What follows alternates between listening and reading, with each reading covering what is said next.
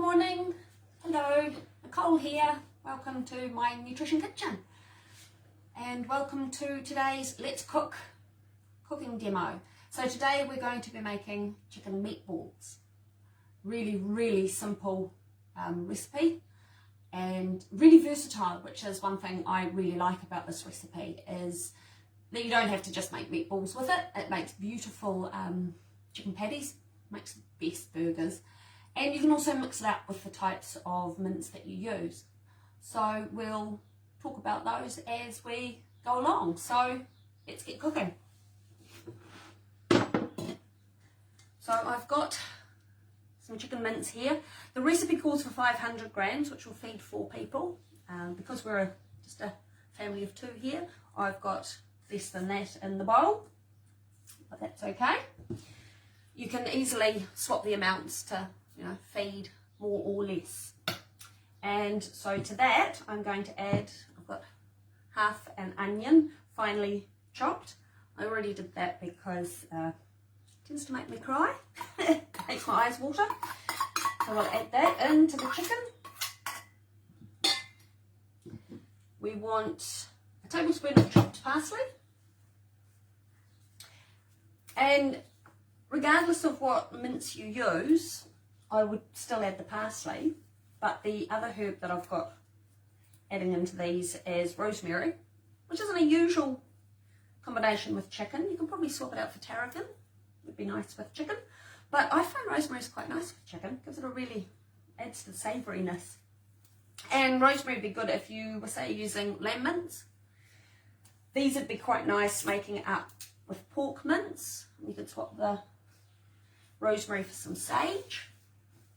And with beef, you could use thyme, would probably be a nice combination. So I want to finely chop some parsley, around about a tablespoon, give or take. If you accidentally chop up a bit more, it doesn't matter, just pop it in.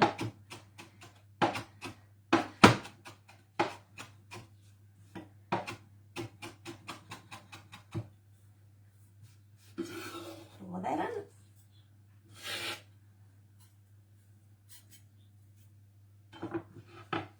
That way. And then we want 2 teaspoons of chopped rosemary. A teaspoon if you've only got dried. The dried ones tend to have a bit more flavour to them with the drying. It makes them a bit more intense. So we want 2 teaspoons of that. 2 teaspoons of finely grated lemon zest. I've actually already stolen some off this lemon. Now you can either use a microplane to do the grating or the really fine part on your grater. So just whip off a couple of teaspoons worth. Or if you're like me, you'll probably add more because I quite like lemony flavours and things.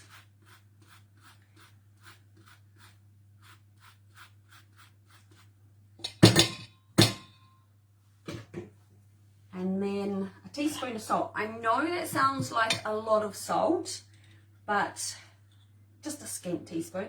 But it actually helps with the binding. You'll notice in the recipe, which I will pop in the comments. I'll pop a link to so you can download the recipe. It doesn't just help with the flavour, salt also helps with the binding. And as you'll see in the recipe, there is no breadcrumbs, no egg, no nothing. It's only 7 ingredients. A nice grinder pepper. And then we mix it all together.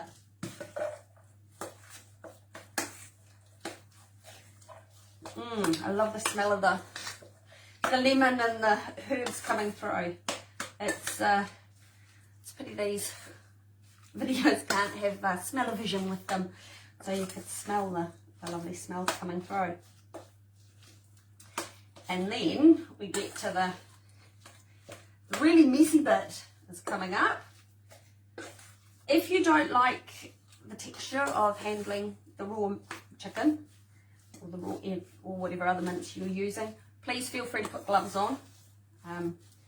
It can feel a bit icky, but I always loved playing with Play-Doh as a kid, so I quite enjoy mushing things. Now, you'd line a tray with baking paper. I'm not lining this tray because I'm not actually going to cook these straight away. I'm going to pop these into the freezer.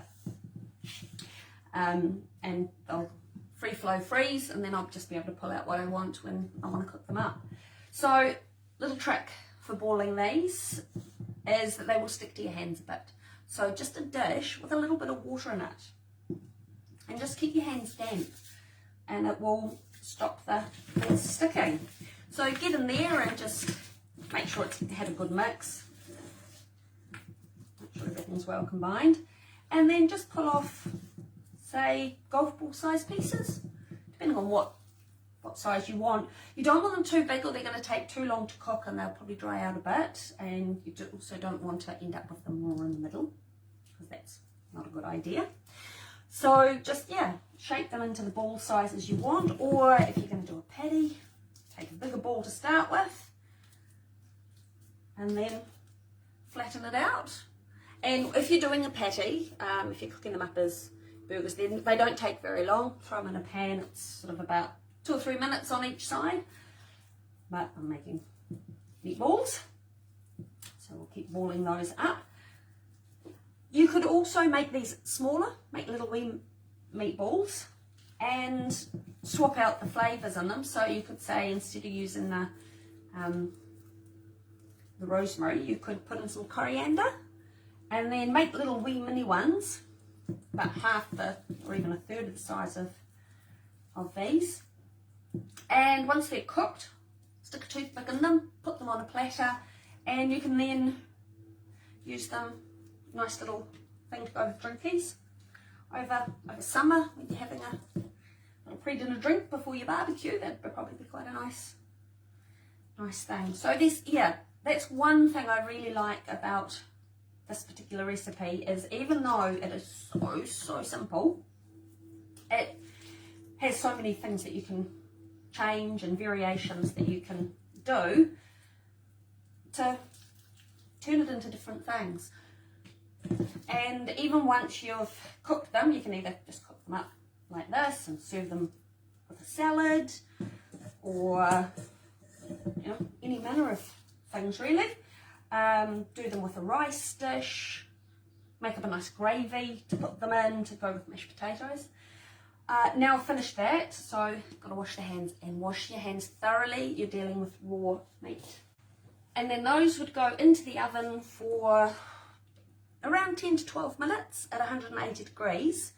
And then I usually move them up into under the grill and give them some time under the grill, maybe about 4 or 5 minutes, just to get a little bit of colour on them. And here's a little something I prepared earlier. Thought that was going to be the easier way to do them. So these ones, as you can see, there's a little bit of colour going on, mostly on the paper. But yeah, they had, I think it was 10 minutes of cooking time, and then they were popped under the grill to get a little bit of colour on them. And they are nicely cooked through, and they are really rather delicious. Yum. So we're going to be having those. I'll be cooking up a nice rich tomato sauce, and I'll reheat those in the tomato sauce, and we'll be having spaghetti and meatballs for tea tonight. So if you give them a try and you try some different flavour combinations, please pop it in the comments below. It'd be really neat to hear what things you've done with them, and how you've used them, what other things you've served them with. Like, I'm going to do spaghetti and meatballs. You can do them with gravy and potato and steamed vegetables. You can just do them with a salad. They go quite nicely in a salad. And yeah, if you try some different herb combinations, it'd be great to hear what you've done there. So thanks for coming along and having a watch. I hope you give these a try and you enjoy them as much as I do. So thanks. I'll see you later.